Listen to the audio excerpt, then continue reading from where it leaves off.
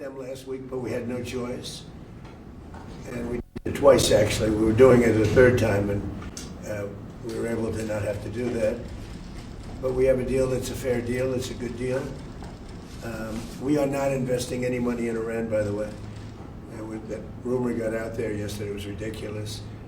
We have the right to go in someday and do, if I want to do something, or if somebody wants to do something, but we are not investing any money. We have no obligation to invest any money in Iran. Working with Qatar and the people of Qatar was really a pleasure. They were tough, they were strong. You know, they are the closest to Iran physically, so with other countries I noticed I had to travel about 45 minutes to get there. With you, you could walk right across the border, so you were in a more dangerous position. But I do have to say you fought and you helped us, and with great bravery. So I just want to compliment you on that, and you'll always be my friend. Well, thank you very much, Mr. President. It's always a pleasure seeing you. I want to thank you for your leadership in this very, very important and critical time in the Middle East. And I think, as you mentioned, Mr. President, this is a very important deal. There's still a lot of work to be done, but I think, you know, with this momentum, if we continue like that, Mr. President, I think we can achieve and do great in the region. So it's going to be very important for the region, and very important also for Iran as well. So we are here to help whenever, you know, friends ask us to help. We're always here to help.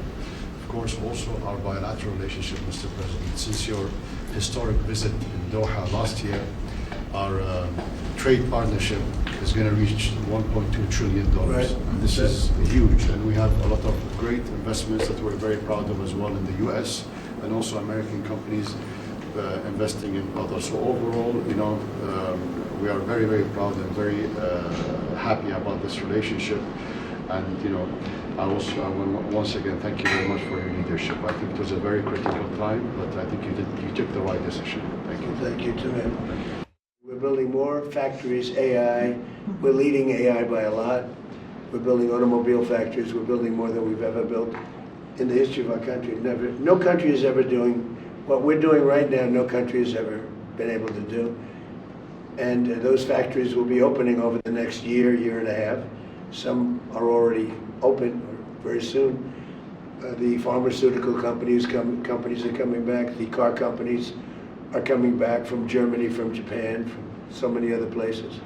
Mexico and Canada, they're all coming back. We lost them foolishly years ago because we had presidents that didn't really know what they were doing. They should have never lost them. But they're all coming back in beautiful, brand new, gleaming factories. In fact, there are a couple of big old plants. And I said, are you going to use that plant? And they said, no, we're building brand new. They're knocking it down. Everything's built brand new, beautiful. It's jobs. And the auto business, we're going to bring back probably, you know, we lost 57% of our automobile business. I think we're going to bring it mostly back. And for chips, we were the king of chips, and then it got stolen from us. We went from being the king to having basically no chip business. The CHIPS Act that was done by Biden was a disaster. Just a stupid thing to do. You handed billions and billions of dollars to people, and then they didn't build a factory.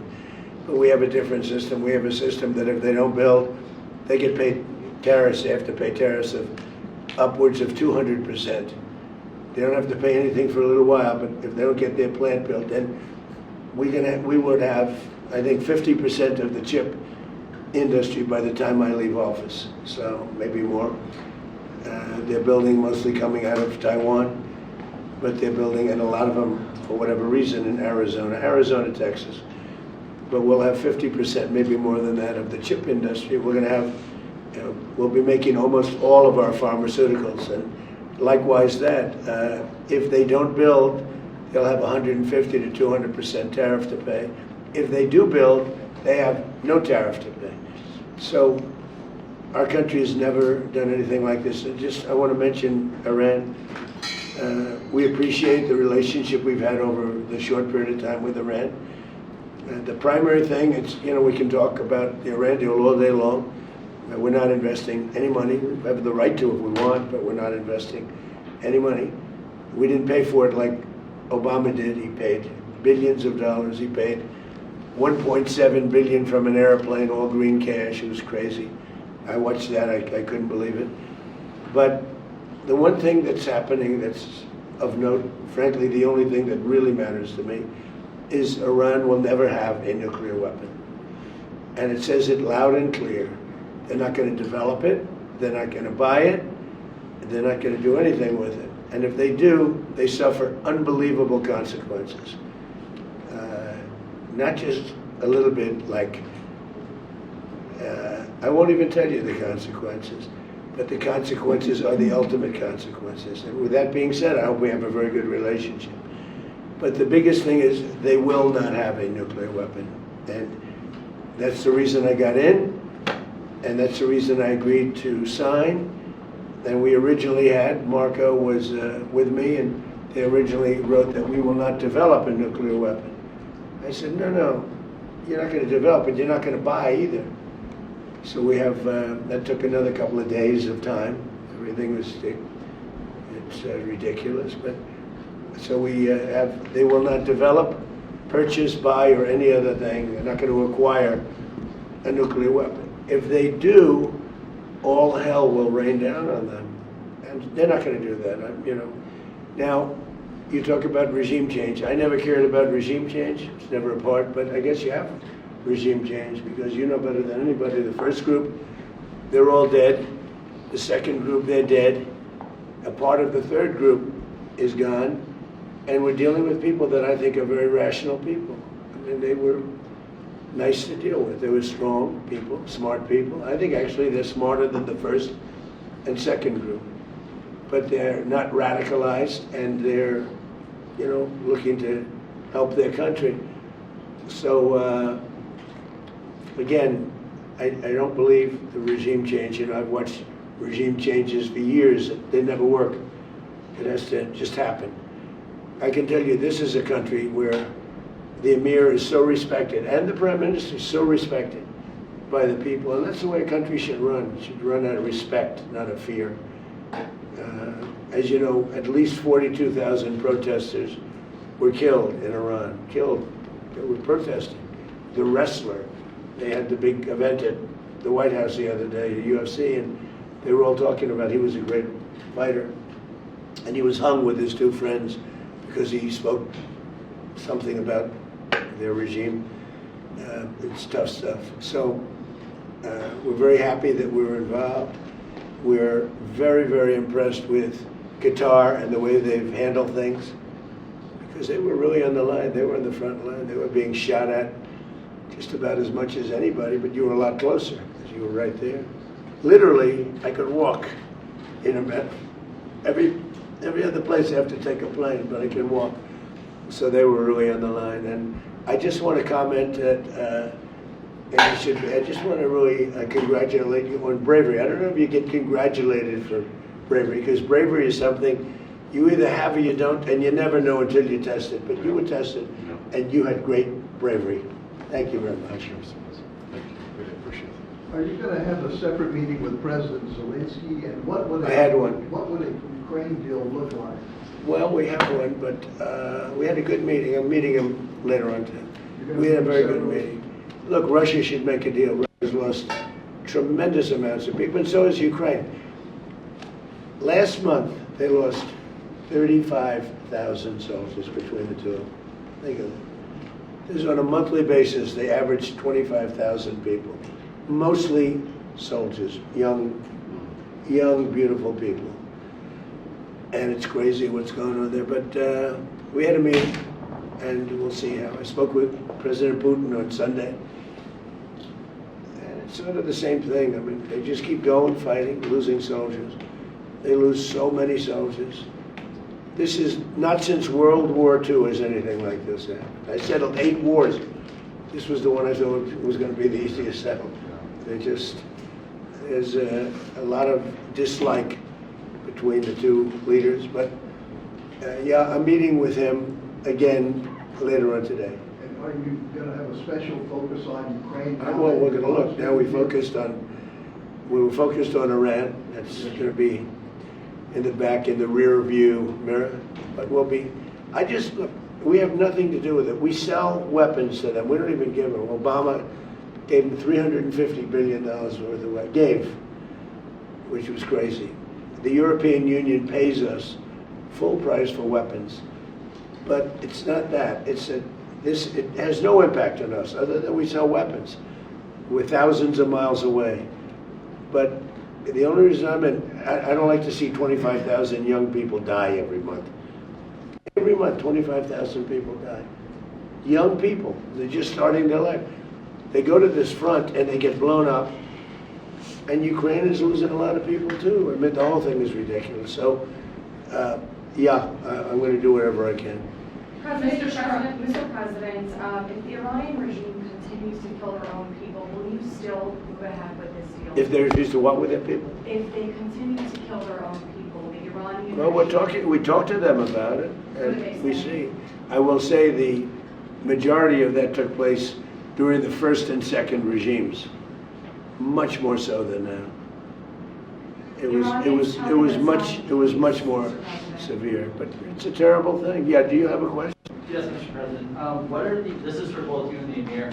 What are the economic opportunities for Iran if there's, continued cooperation with the United States moving forward? Well, I think they'd be good. I mean, I can tell you from our standpoint, we have a lot of opportunities all over the world. But the Emir lives right next door, and I think, they have a lot of oil. I think they'll be good. First, they're going to have to prove themselves, I think, before any of us go in there. But I hope they do well. I hope they do well. Look, one thing, whether they do well or poorly, they can't have a nuclear weapon. That's a big thing. If they had a nuclear weapon, they would have blown up Israel, they would have blown up the Middle East, and they probably would have taken a shot at us. We would have gotten them first, I think. But they would have done tremendous damage. Had we not canceled the Obama nuclear deal, the JCPOA, you would have had them having a nuclear weapon 5 years ago. That expired. That was a road to a nuclear weapon. It was the dumbest deal I've ever seen other than NAFTA. NAFTA maybe was even dumber. But just in terms of a bad deal for us. Paid them billions and billions of dollars. We pay nothing. They paid them billions of dollars. And it was a disaster. I terminated that in my first term. Had I not terminated, and we hit them hard, we terminated it. In my second term, we sent in the B-2 bombers, and we terminated I call it the nuclear dust, their enriched material, right? And totally effectively. And I remember when CNN, which is fake news, I don't know, it probably isn't, but CNN said, well, maybe it wasn't that effective. So the Atomic Energy just reported that it was one of the most devastating bombings that they've ever seen. The whole mountain collapsed on top of it. And frankly, to go get it, we're going to go get it, but to go get it is a big deal. Because they say only China and us have the equipment where you can even get. The whole mountain is collapsed on top. We have cameras on it. You could make the case, why are you even bothering? Because it's not really valuable. It's, it's probably $500,000 worth. It's not very valuable stuff. But I think psychologically we want to get it. Can I just answer you asked that? I think in the last couple of months or weeks, I think that wasn't we were not interested in, what are the opportunities, economical opportunities in Iran. Our interest, both of us, was to, first of all, to find a deal to stop this war. This is our main target. But looking at the economy and the opportunity, I'm sure there are going to be huge opportunities. And, as long, as I said, this is a very important momentum to keep working like that to reach, let's say, the final deal. After that, Iran will be, of course, open for any kind of investments, and I'm sure there are going to be huge opportunities. But to be honest, we never thought of it. Our target, is to try to find a deal. Well, they're going to need something because we blew them up, and you could make the case. I used to make the case that, like a week ago, I said it. Now it's different. We have an agreement, but if we left, we did a great job. If we just left, we did a great job, because it would take them 15, 20 years maybe to rebuild. And we were going to do a much bigger job if the agreement wasn't signed. We would have taken it to a level. But if we did that, they would never, ever, I believe, be able to rebuild. Too much. Mr. President, what are the expectations for Israel? Can this deal survive if Israel attacks Lebanon? It can, and you know, I consider that the minor war. Iran's a big one, but we have that little pinprick out there that constantly rears its head, and that's Hezbollah. And you know, I was very responsible for Syria, and the man that's running Syria now is a person that I put there along with President Erdogan and some others. He's done an amazing job of pulling it together. He's not a Boy Scout, but he's done an amazing job of pulling it together. And he is very good with Hezbollah, does not like them. And I'll tell you what, Israel's fighting Hezbollah too long, and too many people are being killed. And you don't have to knock down an apartment house every time you're looking for somebody, because there are a lot of people in those apartment houses, and they're not all Hezbollah, that I can tell you. And I suggested to Israel to let Syria take care of Hezbollah. Because to be honest with you, I think they do a better job of doing it.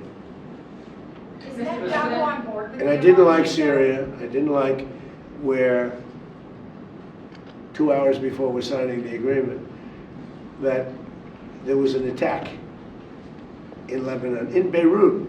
It wasn't like in the southern side, and you know, it was in Beirut. I did not like that. I let them know that. I didn't like it, not at all. But I think that Syria, you know, he's pulled that country together amazingly quickly. He's very capable, and he's been very good for me. He's protected everything that I've asked for. He's done.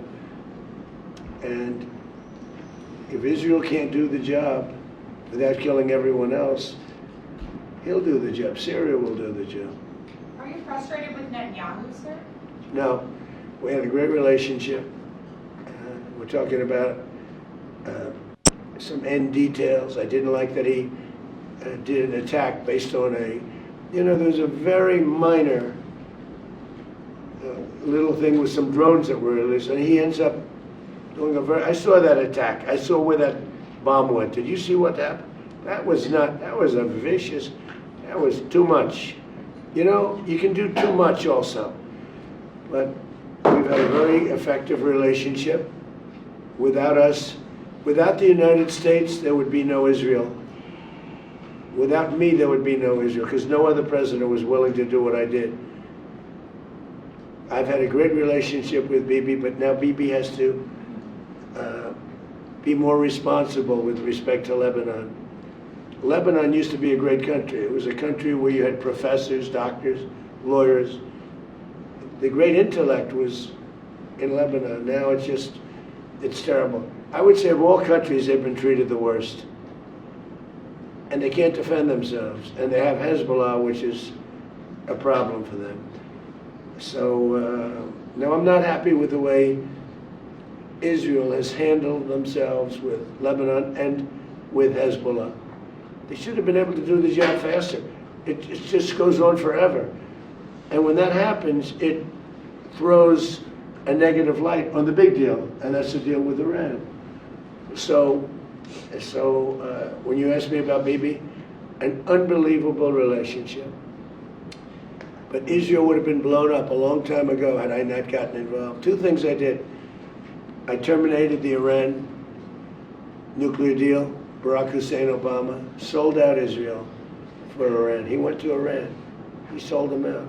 How anybody can vote for this guy or the party, the Democrats I call them, because they're dumb. They're dumb people. That's number one. How anybody can vote for them. And the second was the B-2 bombers, just totally destroyed. So they had the right, the JCPOA. I watch these politicians. I watched this Senator Reid that nobody ever heard of the other day. Well, this deal is the same as the deal with Barack Obama. No. This deal is a wall to a nuclear weapon. His deal was a road to a nuclear weapon. My deal, they can't have a nuclear. They get blown up. If they have a nuclear weapon, they get blown up. In his deal, they were allowed to have a nuclear weapon. And in all fairness to Bibi, I remember very well, Bibi came to Washington and he begged Obama not to make that deal. And Obama was on the side of Iran, not Israel. and he made the deal. That deal was a disaster. I terminated that deal, and if I didn't terminate, and was very tough after the termination, and if I didn't do that, Howard knows better than anybody, if I didn't terminate that deal, I believe that Israel wouldn't be here right now. And the second one was what we did with respect to the nuclear dust, as I call it, right? We blew it up. The mountain collapsed on top. You can't get to it. And they were 2 weeks away from having a nuclear weapon. And if they had a nuclear weapon, they would have used it on Israel, and I hate to say it, and probably the rest of the Middle East, because they had all those missiles aimed at the Emir, at Saudi Arabia, at UAE, at Kuwait, at Bahrain. I mean, the biggest surprise in this whole thing, I didn't think you guys would, I thought he would aim at Israel, but he didn't aim at Israel, much less. He aimed at your countries. And actually that was a mistake for them, because it brought us, these countries, in particular the 5 countries, it brought us, I mean, he even hit Turkey once. I never understood it. Nobody's going to understand it. That's the problem. They're totally irrational people. And those people are now gone. And I think Iran has rational leadership now. Is Netanyahu But you wouldn't have, if it weren't for the United States of America, with me, because Obama was the opposite, Israel would not exist right now. Israel would have been blown off the face of the earth, 100%. And every smart person in Israel knows that. Okay, thank you very much, everybody. Thank you. Thank you.